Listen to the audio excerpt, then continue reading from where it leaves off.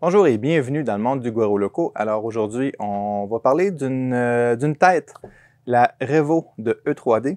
Puis je vous explique un petit peu, j'ai une Little Monster depuis un certain temps chez nous, depuis très longtemps à vrai dire, ça doit faire 4 ans que je l'ai. Puis elle a travaillé beaucoup, j'ai fait beaucoup de transformations dessus. C'est encore la carte mère d'origine que tu, mais je l'ai passée en 2,85 mm pour le filament.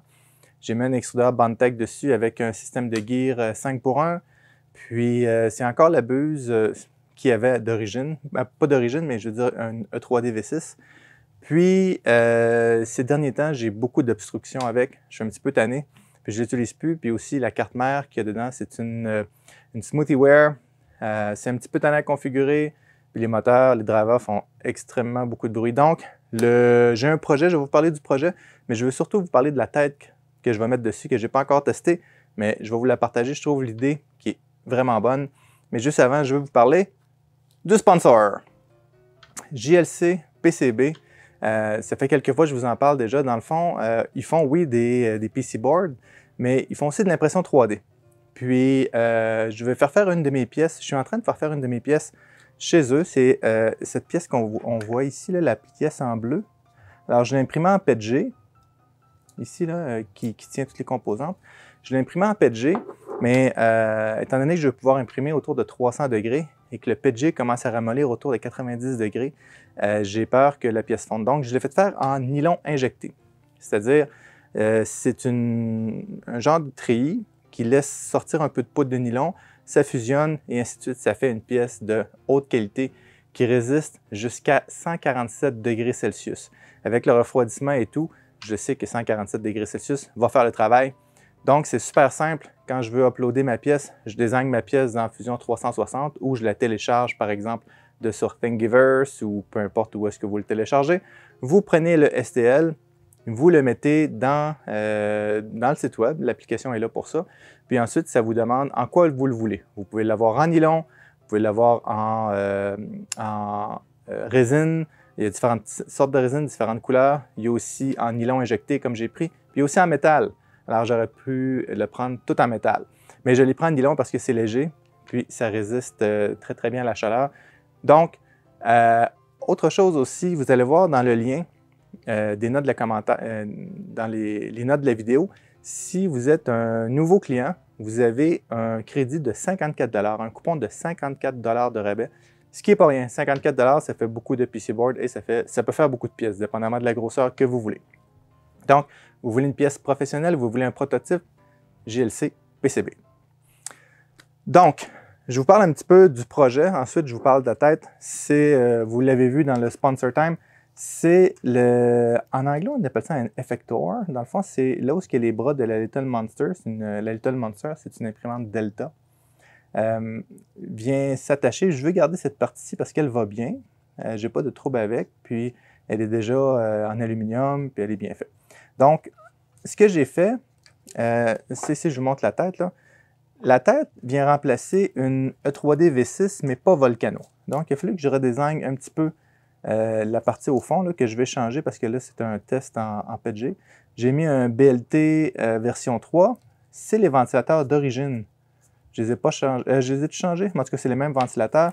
Ici, c'est le ventilateur qui venait avec la tête. Et puis, j'ai tout reconfiguré l'intérieur pour que le airflow soit maximal. Donc, autant que c'est possible. Donc, ça, c'est le projet. C'est une partie du projet. Puis aussi, je ne sais pas si on le voit ici, là, mais tous les fils, c'est des fils en silicone, donc ils sont extrêmement flexibles.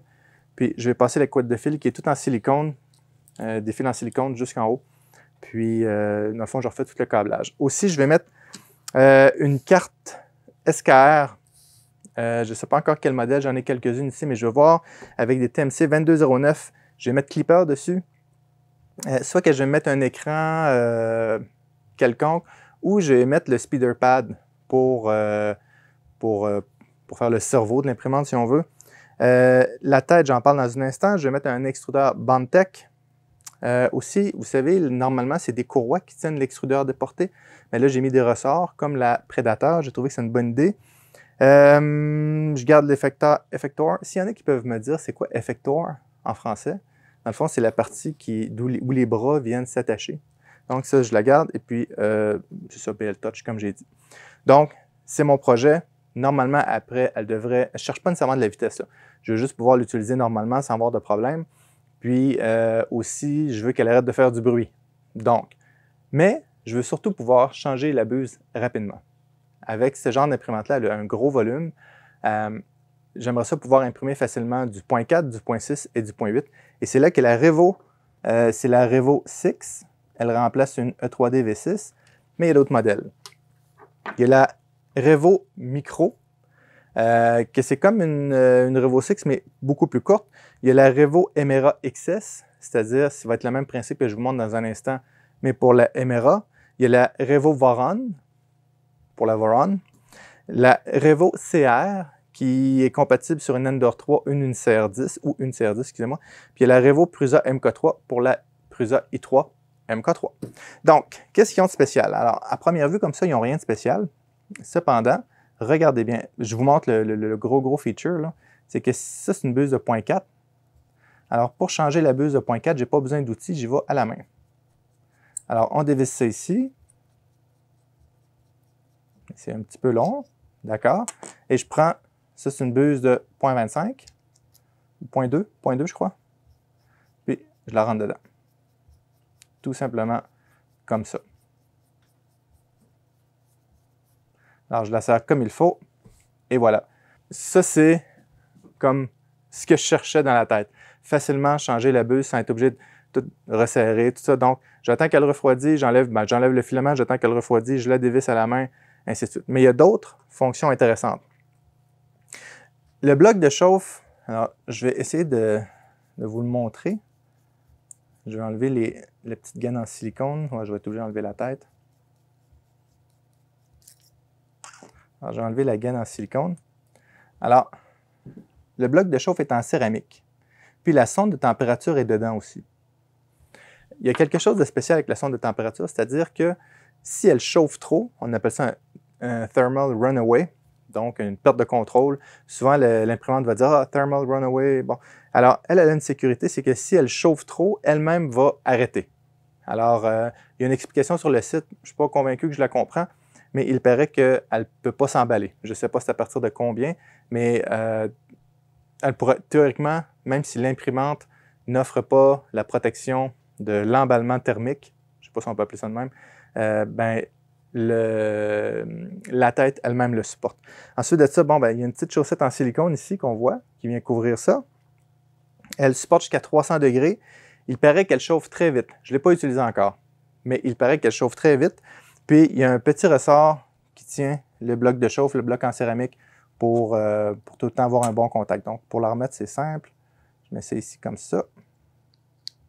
La petite chaussette qui embarque là-dessus. On voit ici dans le dissipateur, il y a une petite coche où les fils doivent sortir. Donc, je vais remettre la buse de 0.4. Alors, il y a un code de couleur. Alors, je vais juste tenir la cartouche enfoncée. Et voilà. Pas plus compliqué que ça. Puis, y a-t-il d'autres choses dessus? Non? Donc, si vous avez, par exemple, une imprimante qui a une E3D V6, puis vous voulez quelque chose que je pense qui va être un petit peu plus hot et que vous voulez facilement changer les buses, alors la Revo 6, je vais juste la prendre. J'enlève ma E3D V6, je mets celle-là à la place. Mais comme je vous ai dit, pas une Volcano. Donc, si vous avez, par exemple, une Sidewinder, quelque chose de même, ça ne marchera pas parce que ce n'est pas le même genre de tête. Mais si vous avez, je ne sais pas, vite de même, une imprimante avec une E3D V6 dessus, alors ça se remplace très bien. Si vous avez une Ender aussi, vous voulez mettre ce genre de buse-là, une Emera, donc j'ai nommé la liste tout à l'heure. Je pense que ça va être une belle innovation pour mon imprimante. Je ne dis pas que c'est la grosse révolution. Je ne l'ai pas testé non plus, ça se peut que j'ai des problèmes avec, mais c'est le projet, je vous parle de mon projet. Ah, ça vient aussi avec des câbles, puis une jolie petite boîte. Donc, maintenant, ce que je vous demande, avez-vous des idées pour mon projet, des suggestions pour ma Little Monster? Puis est-ce qu'il y en a qui ont utilisé les Revo de E3D? Puis si vous l'avez utilisé, j'aimerais ça savoir dans les commentaires votre expérience avec ces buses-là. Donc, c'est tout. Je vais revenir plus tard dans quelques semaines pour vous montrer mon imprimante puis aussi mon impression sur cette tête. Donc, comme d'habitude, si vous n'êtes pas abonné à la chaîne, abonnez-vous. Si vous avez aimé la vidéo, mettez un like. Merci aussi aux supporters de la chaîne qui déroulent d'un côté ou de l'autre, je ne me rappelle jamais. Puis, merci aussi à 3D Printing Canada qui m'ont envoyé la tête pour l'essayer. Donc, merci à tous et à bientôt.